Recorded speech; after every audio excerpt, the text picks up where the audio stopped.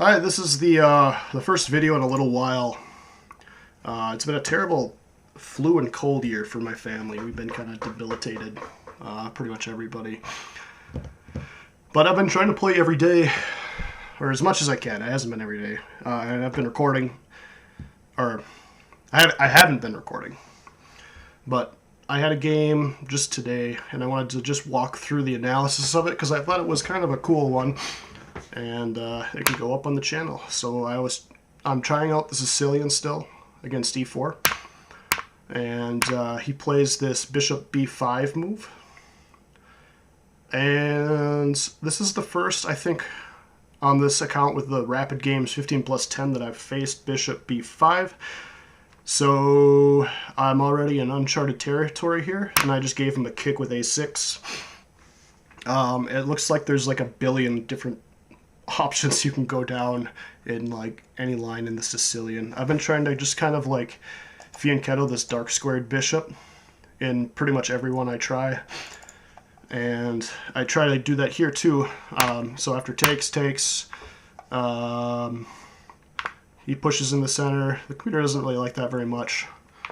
Otherwise, yeah, so like recapture seemed pretty obvious to me. It's kind of interesting that the computer prefers e6.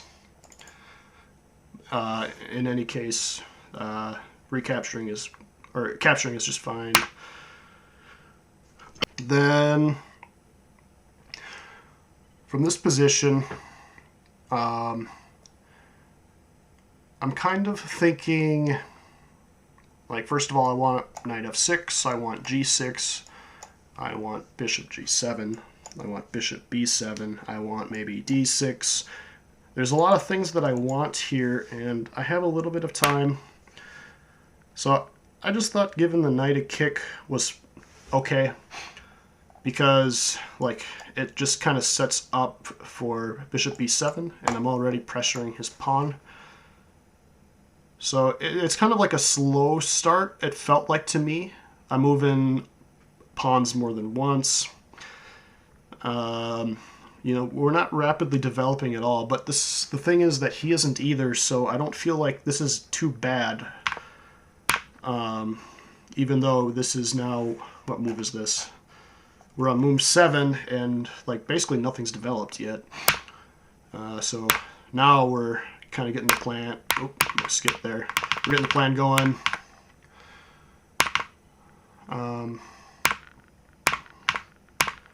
With g6, he castles, bishop g7, and here I kind of like my bishops crisscrossing the board, and I was hoping to have like some long-term tactical ideas because both these pieces are quite strong, but I kind of bungled that with this move here, queen c7, walking straight into knight d5. And now I felt like I more or less had to give my bishop up right away. And now this queen is in a really great spot. It's pressuring c5, and it's attacking my rook on a8. He can pretty easily swing over here and pressure this isolated pawn on a6. And this, it's a lot to contend with the queen here. So I have to deal with the rook, and I mean, I was considering b8 or c8. I went with b8 just to felt like it was a little more active, eyeing up this pawn here. So trying to keep him tied down. I felt like my position was already a bit worse here. So I'm like, if I can try to hamper his development a little bit, maybe I can get something going. And he blunts my dark squared bishop. So this pawn is no longer hanging. Knight f6 has a tempo on the queen, but obviously he's just walking straight back to c4, where he's going to hit the now undefended a6 pawn, and that's what he does. And a few ways to defend this here. Continuing with my theme of walking straight into knight moves, I played queen c6, which invites knight e5. And I'm a little bit annoyed at myself. Even though, like, this move is fine. Well, I don't know. Like, you have to defend the pawn somehow. And, like, what is the alternative? Queen b7. Like, after knight g5, f7 is looking pretty soft. So it's like the queen up here. Like, yeah, it's annoying. And it walks into this, but you slide, and like this is also targeting f7. So you have to slide over to e6. So like queen c6, it's defending kind of both of these things. It felt like the only choice. And like I felt like I was worse here, so it seems like the best move being something that's just like lackluster. Sometimes that's kind of just the way chess is. So yeah, this is what we went for, and the computer likes it a lot. And takes, so I've got doubled pawns here. The d-file's opened up. He's got a pretty strong knight on e5, and I have two isolated pawns. Not great. So yeah, like here, I knew I was worse here for sure. And he kind of chases my rook around for a little bit. And this move, well, like the main idea behind it is that I want to keep this rook on the b file and constantly pressuring b2. And I want this diagonal to be open so that if he tries to defend the pawn so he can move his bishop out, like if he played rook b1 in this case, I think I can take c3 because this pawn is pinned to the rook. And c3 is like, it's a good move because it's a double attack. It's a fork on the rook and the knight. So knight d7 was clearing the way for the bishop. It has the added bonus of defending c5, but that's not the primary reason why I played this move. Even though, like, I don't know if it should have been, because I was also considering going this way with the knight over to h5. But I didn't really like the look of that as much, so I went knight d7 instead. And then he's still just harrying my rook. Rook comes back, because I want to keep it on the b file, like I said. Then he gets his bishop out, he connects his rooks, and now this threat is just gone. And he's pressuring one of my isolated pawns, which thankfully is defended. Castle. Doesn't like castling, but this is this is a tough position for me to play because these pawns are just so weak. The computer wants me to give this pawn up because I must not be able to defend it and just trade knights, or offer the knight trade at least. But I castled, connect my own rooks, get the kings off away from the center, and let's see. So I just trying anything. I was feeling he's playing pretty quickly still. He's got 13 minutes left to my 8.5, and you know, just trying to make something happen. And so f5 is kind of that endeavor, but kind of calculating only one move ahead is that he doesn't need to take, and if I take, then I have triple isolated pawns. So he correctly identifies that. He can just ignore this. But like the drawback of f5 is that he's got some good places for his bishop. I want to move my knight, so I need to defend this pawn another way. I went, yeah, rook c8, and he is taking advantage of these weak dark diagonals here. Rook's got to do something, or the pawn blocks. And yeah, now's when he comes in. This is hanging, and there's several choices to deal with that. You know, you can go king f7, you can go rook back to e8, you can block with the bishop, you can block with the knight.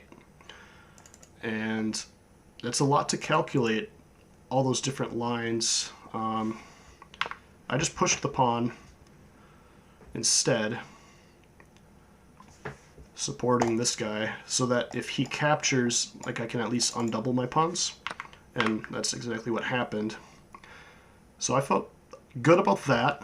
This pawn is defended twice and attacked twice, so he's not weak yet, or he can't be taken yet. He's kind of weak, but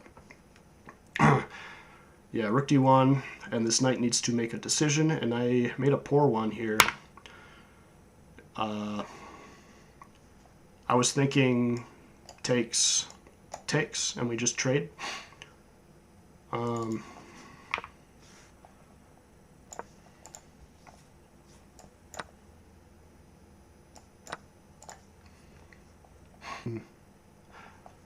This is, I guess, totally equal.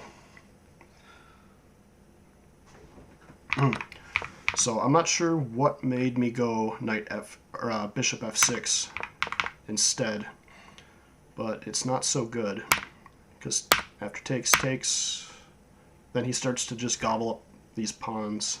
So he finally wins one and he's up material, and these two pawns are still isolated and weak. And I remember what I was thinking now. From this position, this is like what I think I calculated to like here when I moved bishop f6. I wanted to play the rook up to stop the infiltration here, and kind of missed the idea that he doesn't have to come all the way to d7. He can just come to d6, and that's what he did. And here I was like, oh no, because this pawn is under attack, and I just made the decision to give it up. And a little bit of hope chess on my part, which I don't love to do, but you know, the time is a big factor here. I was hoping he would not play g3, because if he doesn't play g3, then I have some hopes that this knight can get active and do something. And so I was hoping he would just eat the pawn, which he does, and now I can like finally feel like I can try to get something going. The knight comes in. The knight has to, like, this operation, the knight has to go first, I thought, because if I give him a moment to play g3, the whole plan kind of dies, and you'll see what the plan is here. So we attack his knight, and he moves it away, which is a big mistake, because he's giving me the e-file. Peter just wants him to kick. Kicking here is important. Well, his knight is still interfering with my rook's vision here. Once the knight moves, kicking is less effective, as you'll see, because he's going to need the g3 square for his king. His king's going to want to run away here. So he plays g3 with his pawn, and now his king can't go there, and I can just ignore that knight attack. And now the tables have turned very abruptly, and I think he's still he's playing a little slower. He's got 8 minutes left now. I wonder if he was scared of the knight check if he went to g2 or g1, excuse me. That could have been it, but this is actually a forced mate from this position, I do believe, and the stockfish depth doesn't go deep enough to see it. It's not even a hard to calculate one. It's like, I think technically it's a mate in 6, but really that's just because he can check my king around and give up pieces to delay the inevitable. Really, this is like a mate in, from this position, it's like mate in 2. So knight h3, and like the best thing that he can do is just to give his pieces away to slow down rook f2, but he doesn't do that. He just plays rook d1, and this is checkmate. And I thought it was a pretty one, because this knight, it just does a fantastic job of covering the escape square and defending the rook.